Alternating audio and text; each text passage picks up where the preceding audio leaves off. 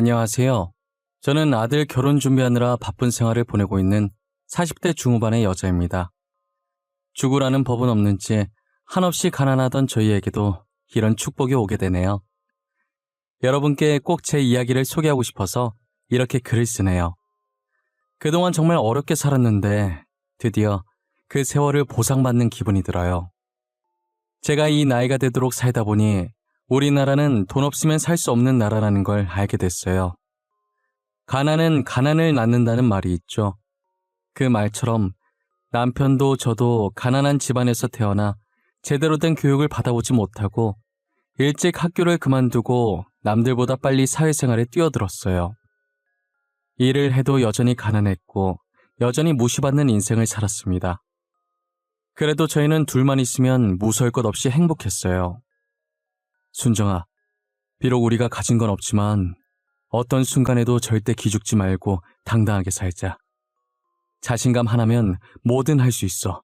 두려워하지 말자. 난 오빠만 있으면 돼. 절대 키 안 죽어. 악착같이 돈 모아서 보란 듯이 살 거야. 가난해도 잘 살 수 있다는 걸 보여줄 거야. 저희는 자신감이 무기라며 어떤 순간에도 자신감을 잃지 않으려고 노력했어요. 늘 긍정적인 남편과 제가 처음 만난 곳은 어느 의류 공장이었어요. 그땐 둘 다 학교를 때려치고 일을 한 거라 미성년자였어요. 당시 저희를 받아주는 곳이 공장밖에 없었고 공장에서도 성인인 척 보이려고 어른들이 입을 법한 옷을 입고 다니고 그랬었어요. 다른 공장도 그런지는 모르겠지만 저희 공장은 관리자가 굉장히 난폭했어요.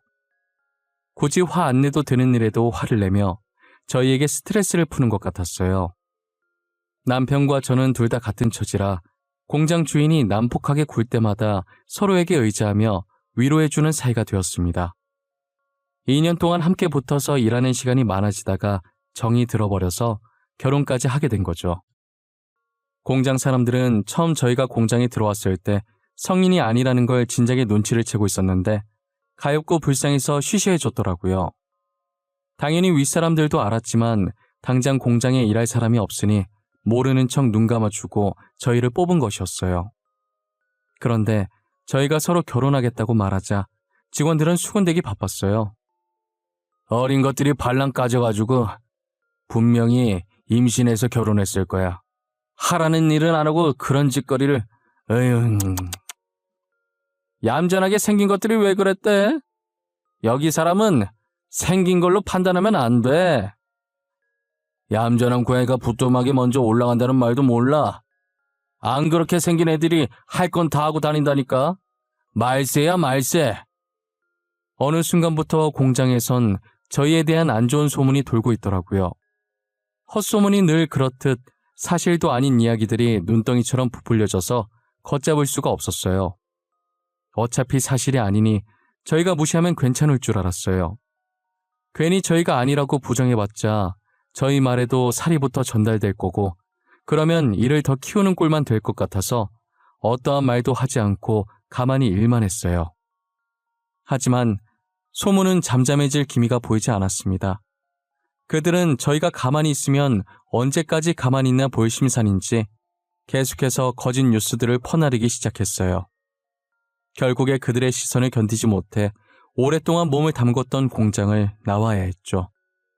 무작정 나오긴 했지만 그래도 저희는 그동안 공장에 일하면서 모아둔 돈이 있었기에 당분간 먹고 살기엔 아무런 지장이 없었어요.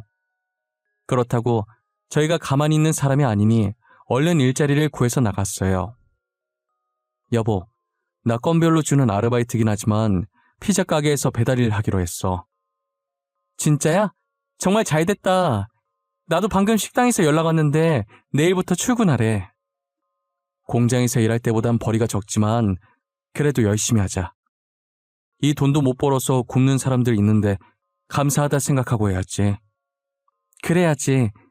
당신 오토바이 탈 때는 항상 조심하고, 알겠지? 알겠네요. 걱정하지 마. 조심, 또 조심할게.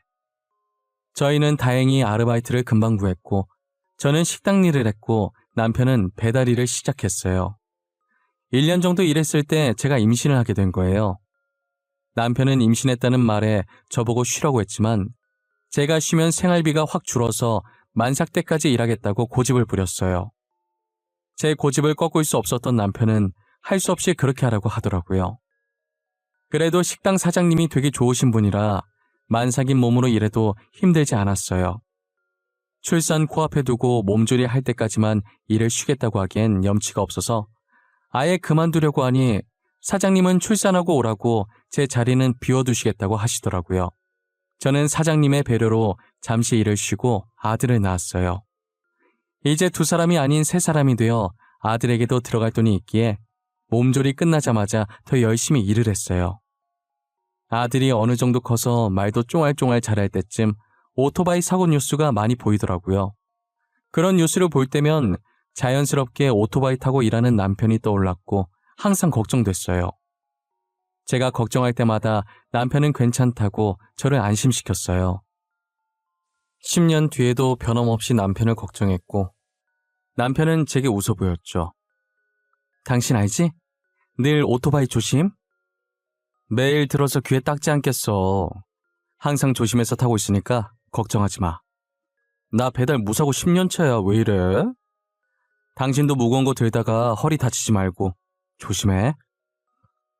나야 뭐 힘든 일 사장님이 다 하셔서 괜찮아. 여튼 오토바이 항상 조심해. 알겠지? 알겠네요. 갔다 올게. 당신도 잘 갔다 오고. 저는 그게 남편의 마지막 출근일 줄은 꿈에도 몰랐어요. 만약 남편의 마지막 출근일 줄 알았다면 가지 말라고 말렸을 거예요. 그날 출근하는 남편을 보내고 저도 식당으로 출근을 했어요. 손님이 가고 난 자리를 닦으면서 빗소리가 들리길래 창밖을 바라봤어요. 그날따라 비가 억수같이 쏟아졌고 오토바이 타고 다닐 남편이 생각나더라고요. 조금 불안했지만 조심한다는 남편의 말을 믿고 힘내서 일했습니다. 설마 사고가 날까 싶었던 거죠. 그러다 시간을 봤는데 저녁 6시더라고요. 저는 아직도 그날의 기억이 어제 일처럼 선명하게 기억나요. 당시 남편은 휴대전화가 있었는데 저는 휴대전화를 들고 있지 않았어요. 항상 필요한 게 있으면 남편은 저희 가게로 전화를 했었어요. 그날 손님이 많아서 제가 음식을 나르느라 가게에 온 전화를 사장님께서 받으셨어요. 전화를 받던 사장님은 사색이 되더니 급히 저를 찾더라고요. 제가 반찬을 놓다가 쳐다보니 다급하게 손짓을 하시는 거예요. 영문도 모르고 사장님 쪽으로 다가갔더니 사장님이 들고 있던 수화기를 제게 내미셨어요. 빨리 전화를 받아봐야 할 것 같다면서요. 사장님 표정을 보니 불안한 마음이 덮쳐왔습니다. 김순정 씨 맞으신가요? 여기 땡땡병원인데요. 지금 남편분께서 오토바이 사고 나서 많이 다치셨어요. 보호자분이 빨리 와주셔서 수술 동의서를 좀 써주셔야 해요. 10년 동안 무사고라고 자신만만해하던 남편의 얼굴이 떠오르면서 평생 함께할 내 남편이 죽을까봐 너무 무서웠습니다. 사장님도 가게 걱정하지 말고 가보라면서 덜덜 떨고 있는 제 손에 택시비를 고이 쥐어주셨죠. 저는 믿기지가 않아서 멍한 상태로 택시를 탔고 기사님께 병원에 빨리 가달라는 말만 반복했어요. 응급실에 도착하니 사람이 무척이나 많았고 입구 쪽에 간호사 여러 붙어있는 침대가 보였습니다. 제발 저 침대에 누워있는 게 남편이 아니길 기대했는데 남자의 얼굴을 확인하니 남편이었어요. 간호사는 남편 몸에 조그마한 기계를 여기저기 붙이고 있더군요. 그 순간 심장이 멎고 말았고 삐 거리는 소리가 제 귀를 찔렀습니다. 재빨리 응급실 의사가 제세동기로 응급처리를 해준 덕분에 심장은 다시 뛰기 시작했어요. 간호사는 저를 보더니 보호자분 맞으세요? 빨리 여기 수술 동의서 작성해 주세요. 라고 말했습니다. 제가 서명하자마자 남편의 침대는 빠르게 수술실로 들어갔죠. 6시간이 지났고 저는 수술이 끝나기만을 기다렸습니다. 수술실에서 의사가 나오더니 수술은 잘 마쳤지만 의식이 돌아올지는 기다려봐야 한다며 무거운 표정을 보이셨어요. 남편은 중환자실에 들어갔고 그제서야 긴장이 풀려 바닥에 주저앉고 말았어요. 다행이라고 해야 될까요? 오토바이를 몰던 남편이 언젠가 다칠 줄 알고 돈을 열심히 모아놓았던 탓에 입원할 돈은 있었습니다.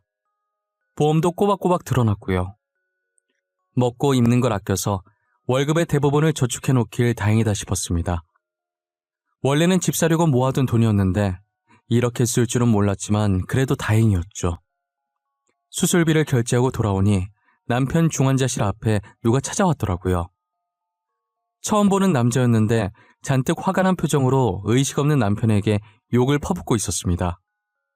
저는 영문도 모른 채 그 남자에게 누구냐고 물었어요. 이병식 씨가 일하고 있던 피자 가게 점장이요. 아니, 오토바이를 어떻게 몰았길래 사고가 나요? 지금 배달 못해서 가게의 피해가 얼마인지는 알아요? 오토바이도 다 박살났더만. 아, 죄송합니다. 빗길에 미끄러져서 사고가 났다고 하던데. 이건 저희 남편도 어떻게 할 수 없는 일이지 않습니까? 남편이 지금 위중한 상태라 수술도 오랜 시간 했고. 아니, 지가 목숨이 위험하면 다야? 내가 피해보는 건 어쩔 건데? 비가 와도 조심조심 신속하게 운전할 수 있는 거 아니야? 아주 돈에 미쳐서 빨리 배달하려다 사고 내놓고 가게에 피해만 주고. 우리 가게 오토바이는 또 어떡하냐고? 천천히 신속하게가 어떻게 됩니까? 그게 가능하시면 점장님께서 하시지 그러셨어요. 뭐예요? 방금 뭐라고 그랬어요? 돈도 쥐뿔도 없어서 이딴 배달 알바를 하는 주제에 내 말에 토를 달아? 버러지 같은 것들이 쌍으로 미쳤나? 니들 가게 피해받은 거 보상 제대로 안 하면 고소할 거니까 그렇게 하라! 점장이라는 사람은 남편 안부는 안중에도 없고 가게 걱정부터 하더라고요. 사람이 다쳐서 중환자실에 누워있는데 어떻게 저럴 수 있을까요? 점장이 하는 말에 너무 화가 나서 한번 맞받아쳤더니 그 뒤로는 저를 죽일 듯이 몰아세우더라고요. 돈 없는 게 죄라고 저는 더 이상 아무 말도 할 수 없었고 죄인처럼 고개를 숙인 채로 구급대원에게 건네받은 남편의 휴대전화만 매만지고 있었어요. 제가 아무 말도 못하자 기세등등해져서는 삿대질하면서 소리 지르고 난리도 아니더라고요. 당신 남편 때문에 배달 주문한 사람이 1시간 넘게 기다렸는데 안 왔다면서 다시는 여기 안 시킨다고 화를 냅디다. 우리 가게 이미지 나빠진 건 어떻게 책임질 겁니까? 그쪽이 배상 똑바로 해줄 때까지 여기서 한 발자국도 안 나갈 거니까 그렇게 알아요. 저는 일단 병원에 민폐 주기 싫어서 음식값과 오토바이 수리비를 배상하고 점장을 돌려보냈어요. 점장이 간 뒤로 조용해진 복도에 혼자 남겨지니 한숨밖에 안 나오더라고요. 지금 제 신세가 너무나도 처량했고 그동안 저런 점장 밑에서 일했을 남편이 딱했어요. 저는 누워있는 남편의 손을 한번 잡아본 뒤 중환자실을 다시 나왔어요. 그리고 복도에 있는 의자에 앉아 남편의 휴대전화를 열어서 확인해봤어요. 사진첩에 들어가 보니 자신 사진은 하나도 없었고 저와 아들 사진만 가득하더라고요.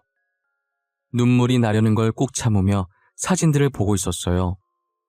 그렇게 사진을 계속 넘겨보다 영상 하나가 나오는 거예요. 재생 버튼을 눌러봤더니 남편에게 윽박지르는 점장의 목소리였습니다. 방금 배상하라고 난동 부리던 그 남자의 얼굴도 보였죠. 남편은 그동안 자신이 당했던 수모들을 전부 녹화하고 있었어요.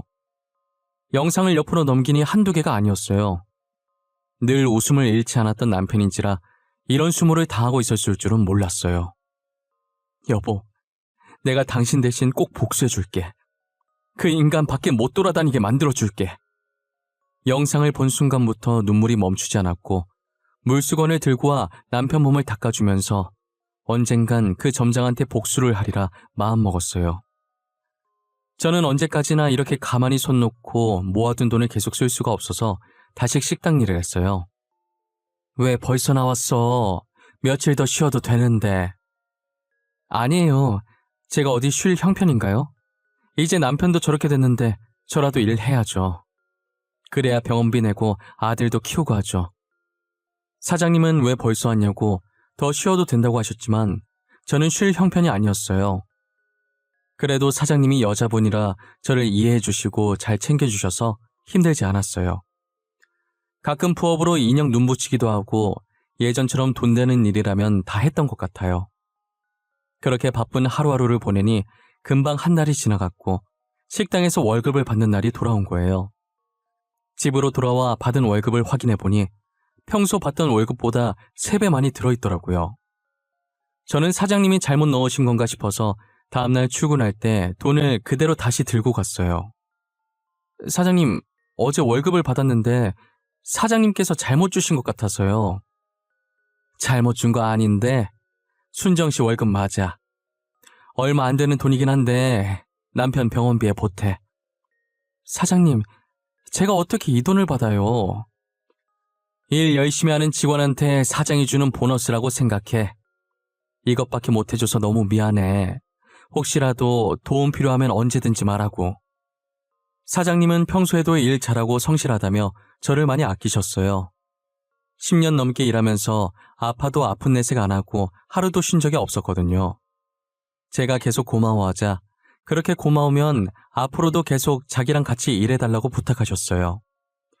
저는 그 부탁이면 100번이고 들어줄 수 있다고 죽는 그날까지 사장님과 같이 일하겠다고 했어요. 그러다 한 번은 사장님께서 저를 따로 부르시는 거예요. 제게 할 말이 있다면서 부르시더니 다른 일자리를 추천해 주시더라고요. 순정 씨, 식당 일 말고 다른 일 안 해볼래? 여기보다 월급도 많고 하는 일도 별로 없어. 뭐 하는 곳이길래 하는 일도 없는데 여기보다 월급이 많아요? 우리 남편이 회사를 하나 운영하고 있거든. 그런데 비서 자리 하나가 빈다고 하더라고. 가서 딱히 할 일은 없고 그냥 남편 스케줄 체크해주고 오전에 커피 한 잔만 타주면 돼. 저는 비서 일을 해본 적이 없는데 제가 잘할 수 있을까요? 그럼 원래 남편이 혼자서 스케줄 다 챙겼었는데 회사가 커지다 보니까 이제 혼자 하는 건 힘든가 보더라고. 진짜 간단한 일이야. 편하게 돈 벌 수 있는 기회라니까. 사장님 감사합니다. 꼭 연락드려서 해볼게요. 마땅히 하는 일도 없이 월급이 식당 일했던 것보다 많다는데 굳이 마다할 이유가 없었어요. 저는 그렇게 사장님의 남편 회사에서 일을 하기 시작했어요. 지금 다니는 회사 대표님도 부부 아니랄까봐 식당 사장님처럼 다정하시고 저를 잘 챙겨주시더라고요. 순정씨, 첫 출근인데 힘들진 않았어요? 아직은 뭐가 뭔지 잘 모르겠죠? 걱정해 주셔서 감사해요. 제가 빨리 배워서 회사에 도움이 되어야 될 텐데. 직원분들도 다 착하셔서 적응 빨리 할 수 있을 것 같아요. 다행이네요. 안 그래도 저희 집사람이 순정씨 걱정 많이 하더라고요. 원래 비서 굳이 필요 없는데 집사람이 하도 부탁을 해서 순정씨 비서를 입사시킨 거거든요. 아, 사장님이요? 그러셨구나. 전혀 몰랐어요. 아참, 이거 집사람이 말하지 말라고 했는데 우리 집사람한테는 모르는 척 하세요. 제가 말했다는 거 알면 우리 마누라 또 난리 납니다. 오늘 너무 수고하셨고 저희는 내일 또 봅시다. 알고 보니 비서 자리 굳이 필요 없는 것이었는데 식당 사장님께서 부탁해서 만든 자리였어요. 저를 신경 써주신 식당 사장님도 사장님 부탁 흔쾌히 들어주신 대표님도 너무 감사했어요. 언제가 됐든 기회가 된다면 이 은혜를 꼭 갚아야겠다는 생각을 하면서 일해왔습니다. 대표님 비서로 일한 지도 4개월 정도 지났을 때 퇴근을 하고 여느 때처럼 식당으로 향했어요. 제가 퇴근하고 별일 없으면 종종 식당에 가서 사장님을 도와주곤 했거든요. 그날도 평소처럼 식당 문을 열고 들어갔는데 사장님이 보이질 않는 거예요. 잠시 화장실이라도 갔나 싶어서 행주를 찾으러 주방 쪽으로 들어왔는데 주방 바닥에 사장님이 쓰러져 계시더라고요. 저는 급하게 구급차를 불러서 사장님을 병원으로 모시고 갔어요. 다행히 제가 빨리 발견했는지 골든타임 안에 응급실에 도착했어요.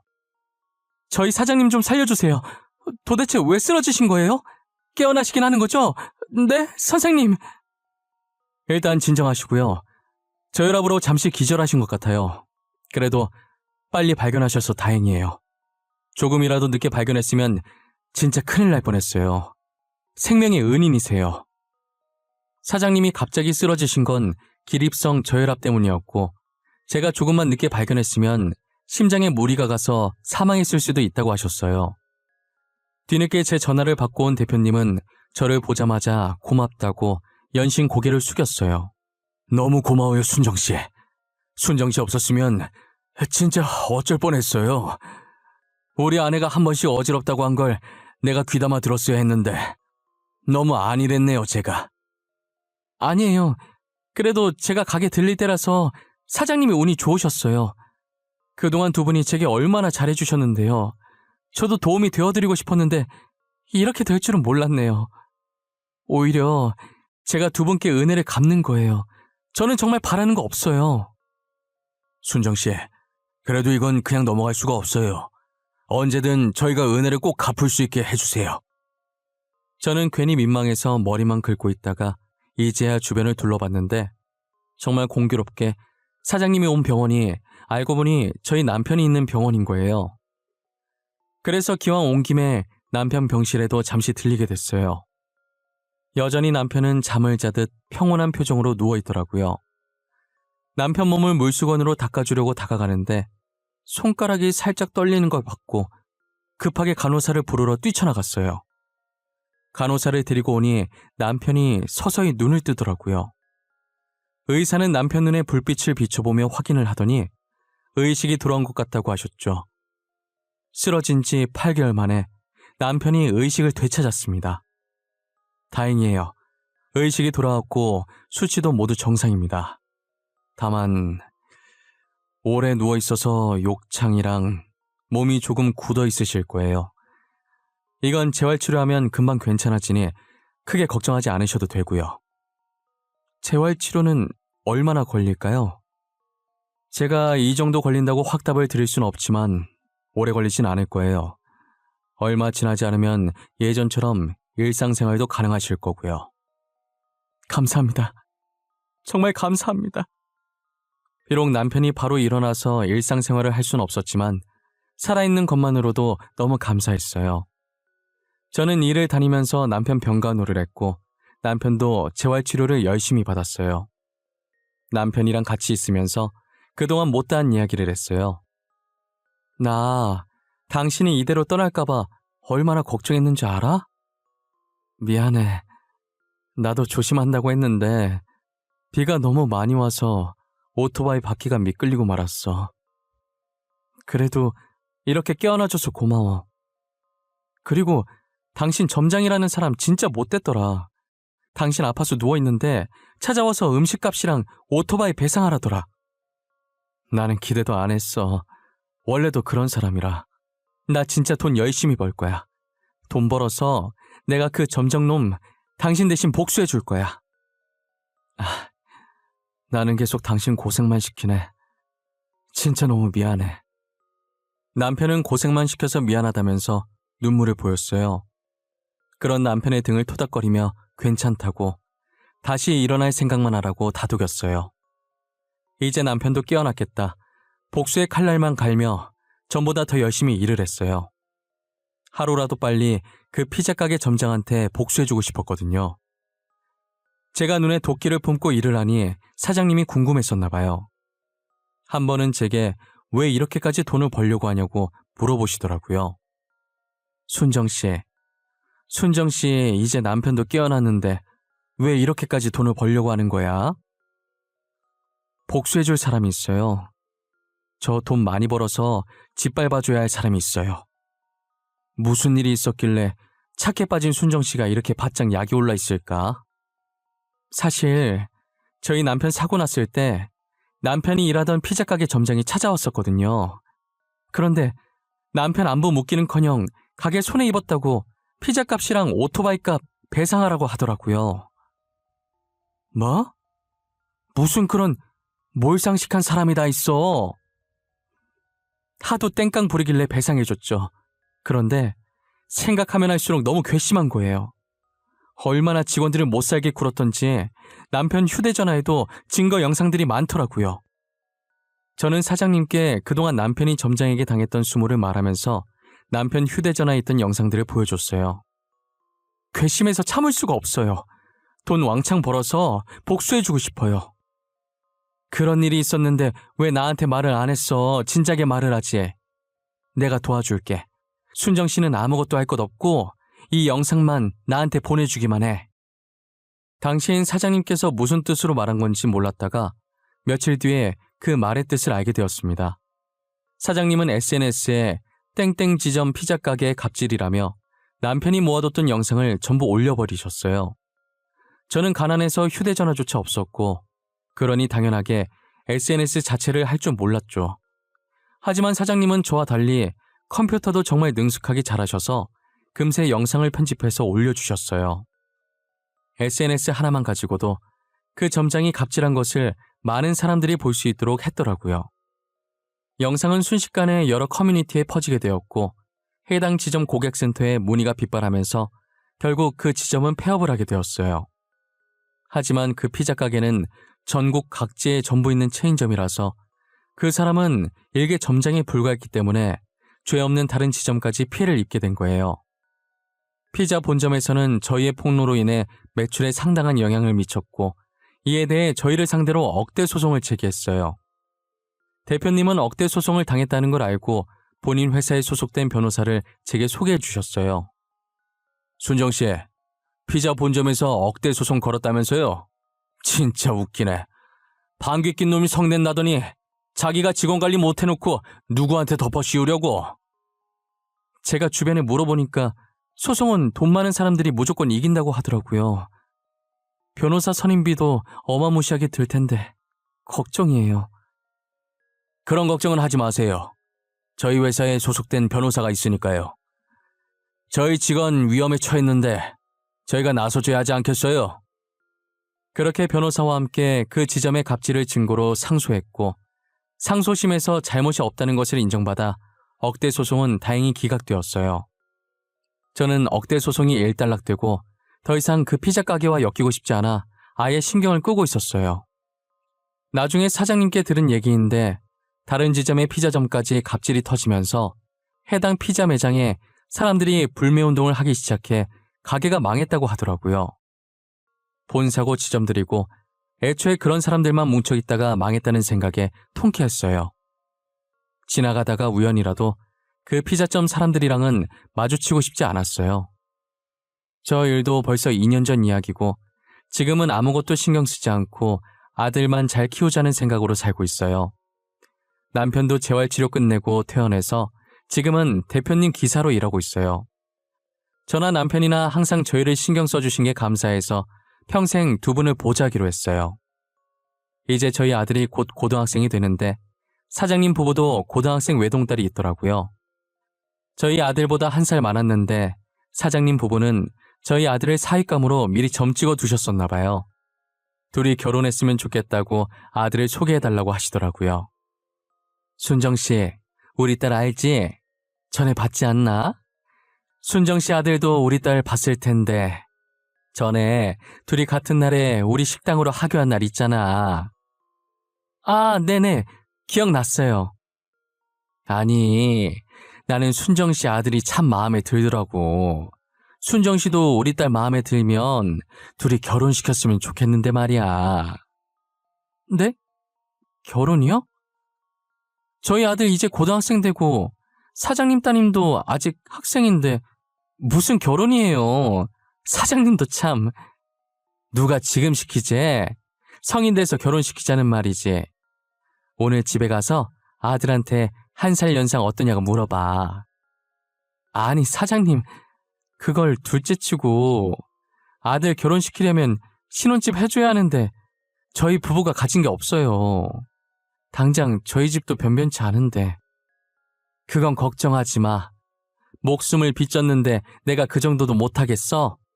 혼수는 전부 우리 부부가 해올 거야. 순정씨 아들은 진짜 몸만 오면 돼. 사장님은 저희 아들이 마음에 드셨는지 몸만 오면 된다고 저를 꼬드기시더라고요. 저는 사돈이 사장님 부부라면 두말할 것도 없이 좋았지만 아들 의견이 제일 중요했어요. 아들 마음이 어떨지 모르니 일단 이 이야기는 사장님과 저 사이에 비밀로 하기로 했어요. 그 사이 저희 아들은 공부를 열심히 해서 단번에 의대에 입학하게 되었고 어쩌다 보니 사장님 딸과 엮여서 지금은 좋은 인연으로 결혼 준비를 하고 있어요.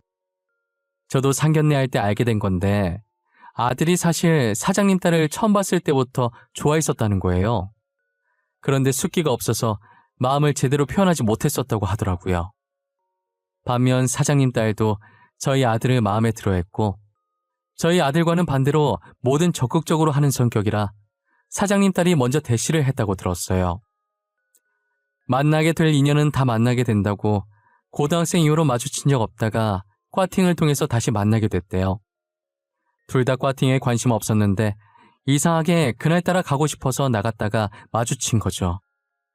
저희 아들은 이제 본과생 2학년이고 사장님 딸은 올해 초에 졸업해서 직장을 다니고 있어요. 아직 저희 아들이 학생이라 결혼은 이른 것 같았는데 어차피 둘이 결혼시킬 거 아니냐고 나중에 하나 지금 하나 똑같다길래 이번 연도 끝나기 전에 결혼식을 추진하기로 했어요. 요즘은 아들 결혼 준비하면서 정말 행복한 하루하루를 보내고 있어요. 이미 지난 날은 다 잊고 앞으로 있을 행복한 일들만 생각하고 살려고요. 과거에 계속 살아봤자 스트레스 받기밖에 더 하겠어요. 부디 저희 아들만큼은 저희 같은 일 겪지 않고 행복하게 살았으면 좋겠네요.